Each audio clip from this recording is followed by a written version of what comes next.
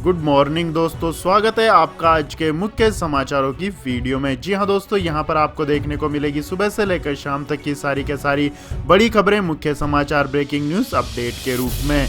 तो दोस्तों आपसे रिक्वेस्ट है इस वीडियो को ज़्यादा से ज़्यादा लाइक और शेयर करें। तो दोस्तों जानते हैं आज की पहली बड़ी खबर। भारत बंद को लेकर सरकार अलर्ट, जारी की देशव्यापी एडवाइजरी, राज्यों को सुरक्षा बढ़ाने के दिए निर्देश।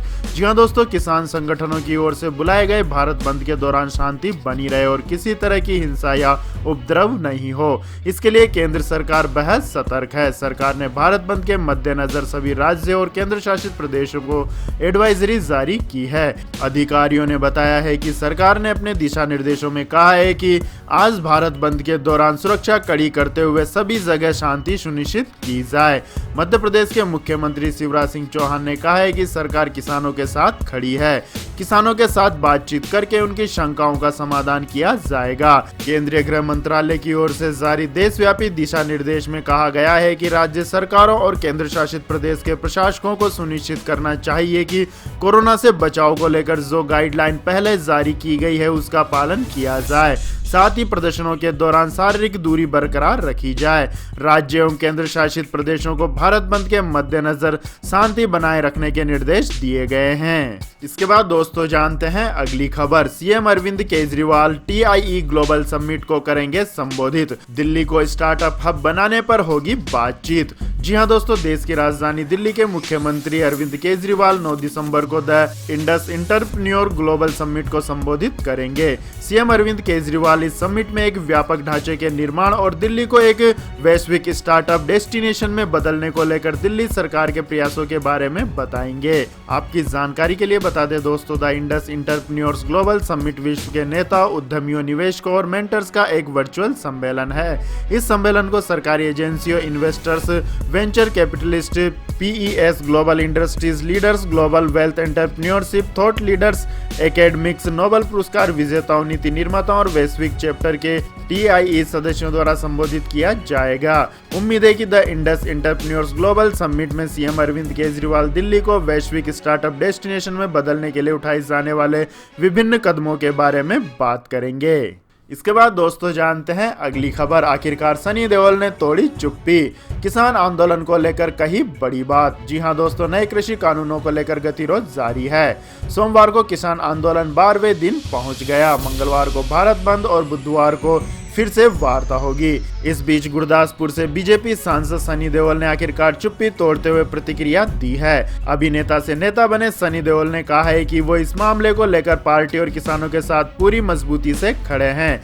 सनी देओल ने नए कृषि कानूनों का समर्थन करते हुए कहा है कि प्रधानमंत्री नरेंद्र मोदी की अगुवाई वाली केंद्र सरकार हमेशा किसानों की बेहतरी के बारे में सोचती है। बॉलीवुड अभिनेता ने इस गतिरोध को लेकर ट्विटर के जरिए अपना पक्ष रखते हुए चिट्ठी जारी की है। इसके बाद दोस्तों रुक करते हैं अगली खबर का। राम मंदिर की तरह ही भव्य होगा अयोध्या धाम रेलवे स्टेशन, 104 करोड़ रुपए होंगे खर्च।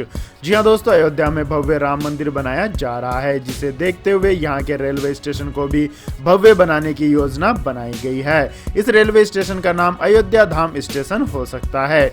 जानकारी के मुताबिक रेलवे स्टेशन को भी राम मंदिर के तर्ज पर ही बनाने की तैयारी है, यानी कि रेलवे स्टेशन राम मंदिर का प्रतिबिंब होगा। इसे बनाने में 104 रुपए का खर्च आएगा। बताया गया है कि अयोध्या धाम रेलवे स्टेशन को सभी धार्मिक रेलवे स्टेशनों से जोड़ा जाएगा। इसके लिए कई नई ट्रेन शुरू करने की भी योजना है, जबकि कुछ ट्रेन के रूट डाइवर्ट किए जाएंगे। इसके बाद दोस्तों रुक करते हैं अगली खबर का। सीरम इंस्टीट्यूट ने मांगी कोविशील्ड के इमरजेंसी उपयोग की मंजूरी। जी हां दोस्तों, भारत में अमेरिकी कंपनी फाइजर के बाद अब ऑक्सफोर्ड यूनिवर्सिटी, एस्ट्राजेनेका और सीरम इंस्टीट्यूट की साझा वैक्सीन कोविशील्ड के इमरजेंसी अप्रूवल के लिए आवेदन कर दिया गया है। इसी सप्ताह भारत बायोटेक और ICMR वाली कोवैक्सीन भी मंजूरी के लिए आवेदन कर सकती है। इन आवेदनों का मतलब यह है कि लोगों तक वैक्सीन पहुंचने की दिशा में एक कदम और आगे बढ़ गया है। लेकिन बड़ा सवाल यह है कि आप तक कौन सी वैक्सीन पहुंचेगी और कब। जिस वैक्सीन को इस्तेमाल की मंजूरी सबसे पहले मिल जाएगी, कोरोना वैक्सीन के बाजार पर उसकी पकड़ बाकियों के मुकाबले मजबूत हो जाएगी। इसलिए रेस में बने रहते हुए भारत में 2 वैक्सीन कंपनी कंपनियां इमरजेंसी यूज के प्रावधान के तहत ड्रग कंट्रोलर के दरवाजे पर पहुंच चुकी है। इसके बाद दोस्तों रुक करते हैं अगली खबर का। गाँवों को मिलेगा न्यू ईयर गिफ्ट, इस स्कीम के तहत बटेंगे 60 करोड़ LED बल्ब। जी हाँ दोस्तों, पब्लिक सेक्टर की एनर्जी एफिशिएंसी सर्विसेज लिमिटेड अगले महीने प्रधानमंत्री मोदी के संसदीय क्षेत्र वाराणसी समेत देश के 5 शहरों के ग्रामीण इलाकों से ग्रामीण उज्ज्वला नाम से नई स्कीम शुरू करेगी। पीटीआई की खबर के मुताबिक एनर्जी एफिशिएंसी को गाँव में ले जाने और बिजली बिल में कमी के जरिए वहां रहने वाले लोगों की बचत बढ़ाने के इरादे से यह योजना शुरू की जा रही है। इस स्कीम को फेज वाइज लागू किया जाएगा। इसके तहत गाँव में प्रति परिवार 10-10 रुपए प्रति बल्ब की दर से 3 से 4 LED बल्ब बांटे जाएंगे।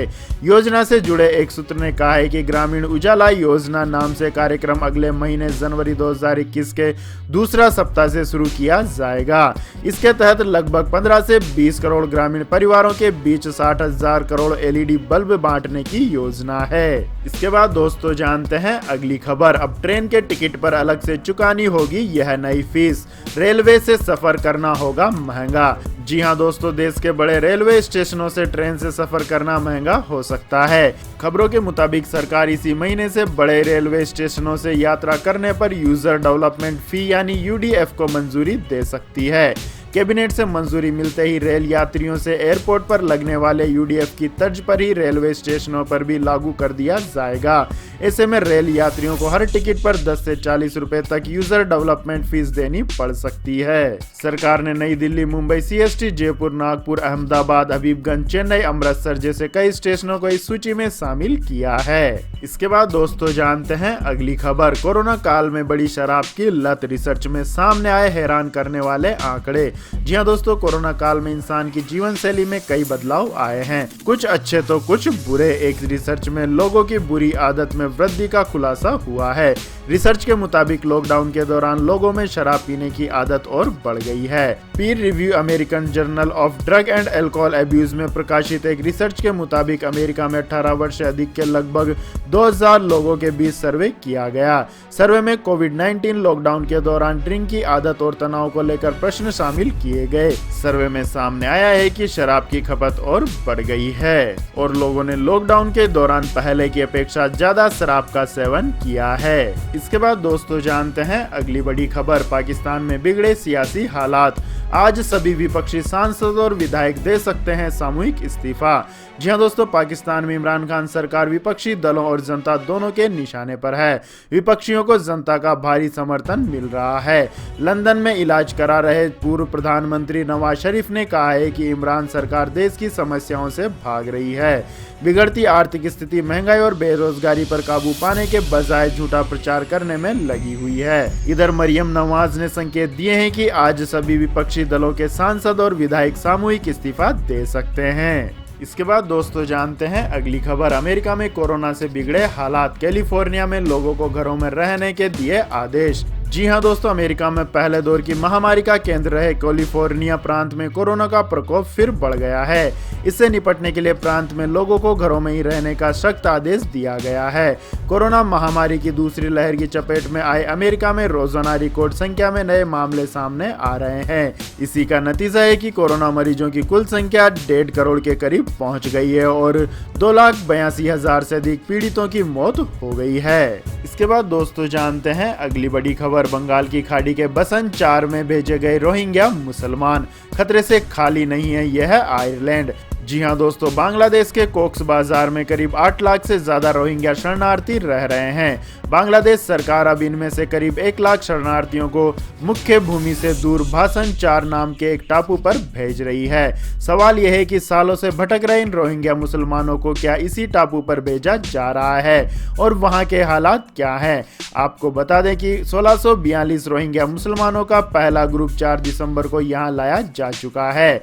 भाषण 4 बांग्लादेश की जमीन से 60 किलोमीटर दूर बंगाल की खाड़ी पर बसा एक आयरलैंड है। साल 2006 में ये टापू हिमालय की गोद से बना था। रिपोर्ट्स की माने तो बांग्लादेश सरकार इस आइलैंड पर 1000 से ज्यादा बिल्डिंग बनाने की तैयारी कर रही है, जिसमें 1 लाख से ज्यादा रोहिंग्या शरणार्थियों को रखा जाएगा।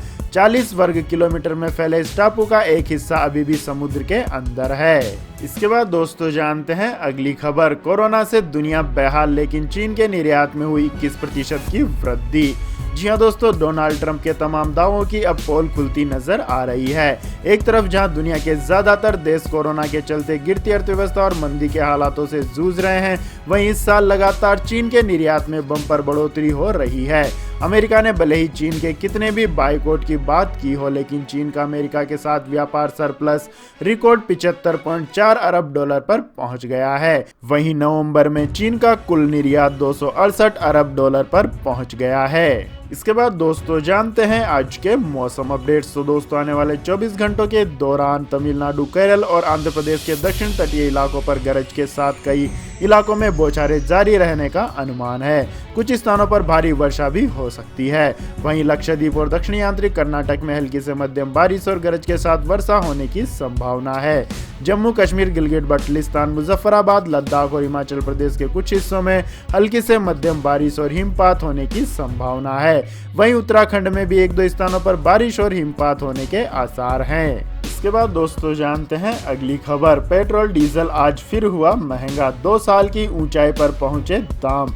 जी हाँ दोस्तों, पेट्रोल की कीमतों में लगातार बढ़ोतरी जारी है। बीते 2 सालों में पहला मौका है जब पेट्रोल और डीजल की कीमतें इस कदर तेजी से बढ़ रही हैं। 20 नवंबर से लेकर अब तक तेल कंपनियों ने पेट्रोल और डीजल के दाम लगातार 14 बार बढ़ाए हैं। आज पेट्रोल के दाम 30 से 33 पैसे बढ़े, जबकि डीजल 25 से 31 पैसे महंगा हुआ है।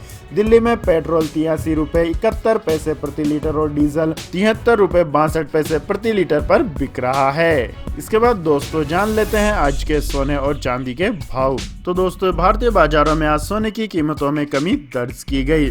दिल्ली सराफा बाजार में सोने की कीमतों में 104 रुपए प्रति 10 ग्राम की गिरावट देखी गई। वहीं चांदी के दाम में भी कमी दर्ज की गई है। 1 किलोग्राम चांदी के दाम में 736 रुपए की गिरावट आई है। पिछले कारोबारी सत्र के दौरान दिल्ली सराफा बाजार में सोना 48,807 रुपए प्रति 10 ग्राम पर बंद हुआ था। वहीं चांदी 63,357 रुपए प्रति किलोग्राम पर बंद हुई थी। इसके बाद दोस्तों जानते हैं अगली खबर। फ्लिपकार्ट मोबाइल बोनंजा सेल, स्मार्टफोन पर मिल रहा है बम्पर डिस्काउंट।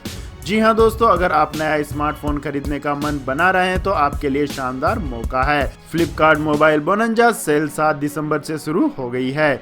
यह सेल 10 दिसंबर तक चलेगी। इस सेल में Xiaomi, Realme, Oppo, Vivo, Asus, LG, Samsung समेत कई कंपनियों के स्मार्टफोन तगड़े डिस्काउंट पर मिल रहे हैं। इसके अलावा सेल में HDFC बैंक के क्रेडिट कार्ड और डेबिट क्रेडिट कार्ड की EMI पर 1750 रुपए का इंस्टेंट डिस्काउंट मिल रहा है। इसके बाद दोस्तों जानते हैं अगली खबर। अपने उच्चतम स्तर पर बंद हुआ सेंसेक्स, निफ्टी 13,350 के पार। जी हाँ दोस्तों, हफ्ते के पहले दिन सोमवार को शेयर बाजार शानदार बढ़त और अपने उच्चतम स्तर पर बंद हुआ। सेंसेक्स 347.42 अंक की बढ़त के साथ 45,426.97 अंक के अपने सर्वकालीन उच्च स्तर पर बंद हुआ।